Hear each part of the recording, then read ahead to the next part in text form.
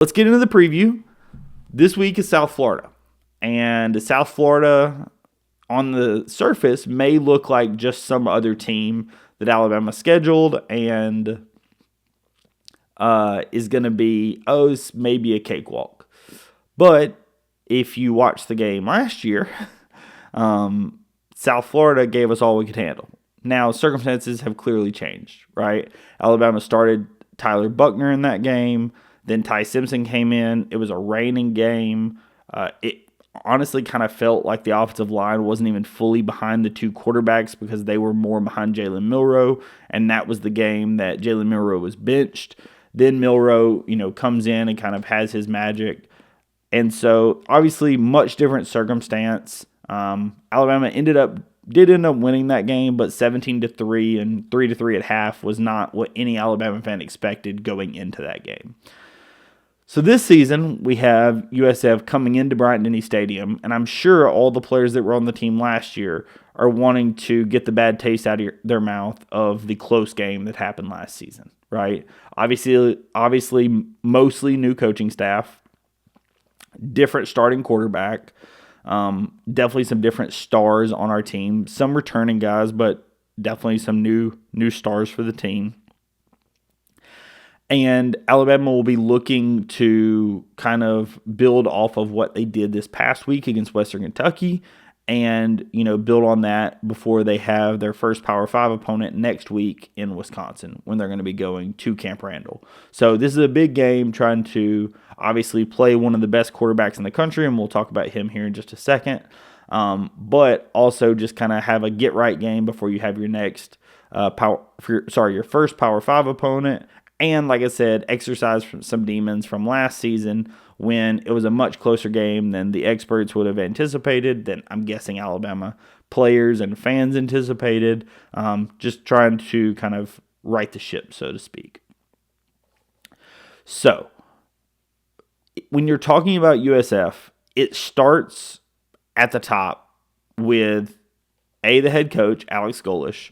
If you are familiar with the name, he was the offensive coordinator at Tennessee in 2022 when Tennessee knocked off Alabama. And he then got the job at USF. He was the same coach from last season. And in the first season under Alex Golesh, Byron Brown, that is their starting quarterback, set multiple USF records. He said he was their first ever I've got him written down here. He was the first ever 3,000-yard passer in program history. He has now the season record in passing yards, passing touchdowns, passing completion percentage, completion. He has the total completion record. They have this total plays record, and he has the USF rushing attempts in a season record. He ran the ball 203 times. Completed 276 passes at just under 65% last season. Throwing for about 3,200 yards, or just under 3,300 yards. Byron Brown is a very, very good quarterback. He's on the Davey O'Brien watch list. I think he's on the Maxwell watch list for this season. He is somebody that absolutely can make you pay through the air and on the ground and will be a better test at quarterback than Finley was, right? TJ Finley may have had the experience of having played in the SEC, but there was a reason he had dropped down to Western Kentucky. On the opposite side of the spectrum, Byron Brown is somebody that probably, or not even probably, that could transfer to a higher major program. He stayed at USF. He's been very successful there. But he is the type of talent that absolutely has the pedigree and the ability to have transferred up. He obviously stayed with his boys and is going to be successful this season. I expect nothing less this entire season. But that's the kind of quarterback that USF has. And with a coordinator and a coach like Alex Golesh that has the offensive talent in coaching and like the type of formations that he runs and the type of skill that he allows his players to play with, he is going to put Brown in the best position to be successful, right? Similar to when we played Tennessee, you're going to see a lot of wide sets. You're going to see a lot of passing. You're going to see a lightning fast offense. So the defense is going to have to be sure they can get the signals in quickly. Obviously, with the headsets this season, that's going to make it a little bit easier. But making sure that they're ready to run with tempo is something that we definitely are going to have to pay attention to. With Western Kentucky, they sped up slightly, but it was never like a full speed, just go, go, go. Golish is more of a go, go, go, right? That was the type of offense that he ran at Tennessee. That's also the type of offense that they like to run at South Florida, right? Last season, Alabama, I have the stats here. Byron Brown completed his lowest number of passes against Alabama. He only completed 14 passes against Alabama and threw an interception for just 87 yards, rushing 23 times. But if you remember, that game was raining quite a lot. And on our side as well, there was really nothing happening through the air, right?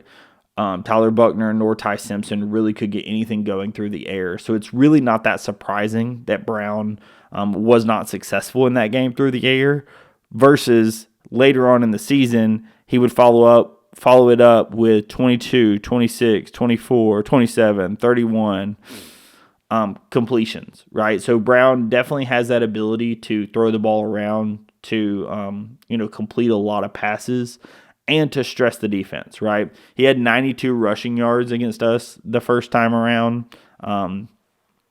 which looks like maybe his fourth high of the season. Had a 31-yard rush as well. Containing him in the quarterback run game and being sure to contain him in the passing and scramble drill will be a key to this game. He's shorter than TJ Finley, so it's not the same style of runner that you had with Finley. It's a little bit more of Jalen Milroe because you've got a 6'3", 230-pound guy versus a 6'6", like 250-pound guy. So it definitely is a different style quarterback with going to be different escapes types like we talked about that Kane Womack mentioned previously. So that's definitely something that you're going to see kind of looked at a lot in this game because making sure Brown stays in the pocket is going to be a key. But even when he stays in the pocket, he has the ability to beat you with his arm, right? So this is going to be a much better test for our defense, right? The other thing when you look at, or let's actually go into this. So in the press conference that happened on Monday, Kane Womack was asked about the Western Kentucky game, and he went on to kind of say that in his mind, it was very good, obviously, that they were able to keep the shutout, but it was not up to his standard from the standpoint of takeaways. He really liked the interceptions, of course, but he would have loved to have seen some more sack fumbles because sack fumbles are obviously a way to kind of take the ball away from the quarterback, and that was something that he challenged his guys that if you're going to get to the quarterback, kind of breaking free, going for the ball is something that he's really stressing on those guys, especially when you have like a swarm of defenders where, going for the ball is not going to limit your ability to make the tackle because you have somebody there to help clean it up, right? So it looks like that's something he's really stressing a lot with his guys, going for the ball, especially when you break free on a sack for potential sack fumbles. He also was talking about people being in position and maybe not making the play, and I think in that case he was referring to the Deontay Lawson dropped interception that I mentioned last time. Obviously, I'm sure they're going to work on it. It's not something I want to harp on, but it definitely sounds like Womack is not satisfied. He definitely is happy with what he saw, but he's not satisfied. Also, he mentioned the same long play drive that I talked about where there was a 21-22 play drive and the inability to get off the field on third downs, partially due to penalties, partially due to certain breakdowns. And again, that's something that I mentioned. So it really sounds like Womack obviously was very happy that they were able to complete the shutout, but also clearly had some things he wanted to work on. I know I mentioned some of them. Some of them that he mentioned, I was not. I didn't say at all. Like, I was more than happy with the two takeaways. It sounded like he kind of was honestly kind of getting a little greedy and wanting more. But of course, right, you want the most out of your team, especially when you know what they're capable of.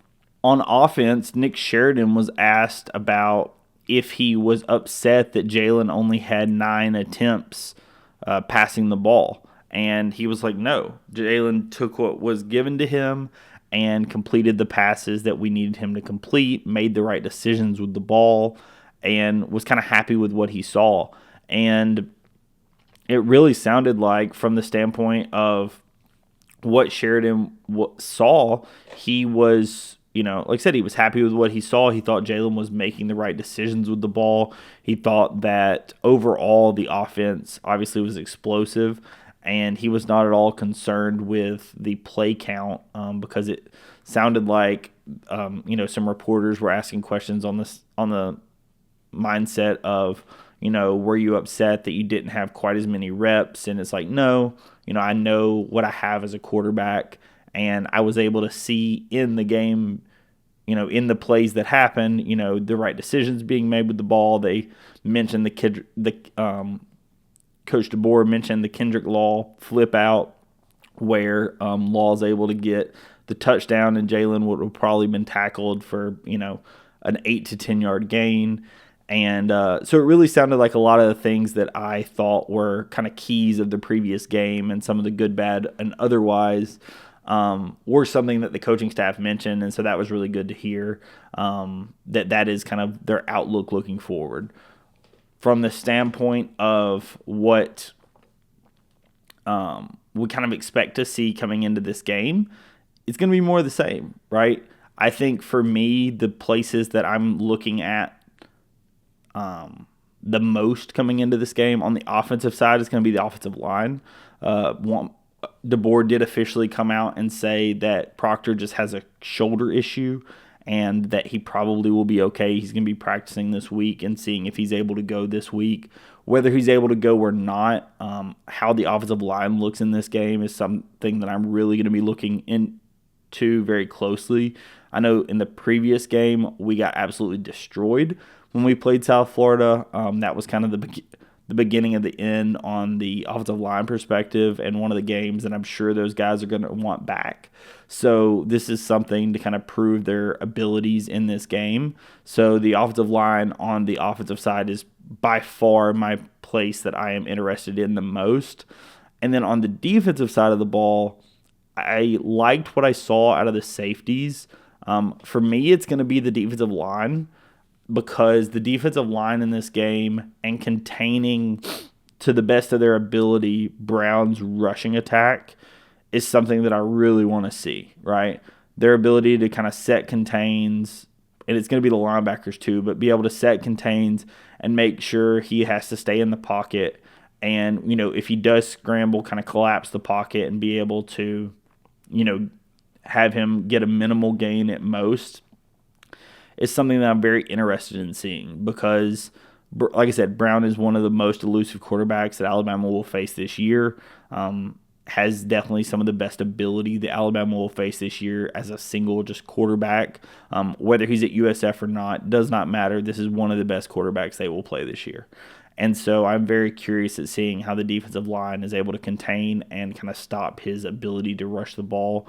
I'm still going to be paying attention to the corners with Damani Jackson and Xavier Brown, especially with Brown being being a freshman. I am curious how they look.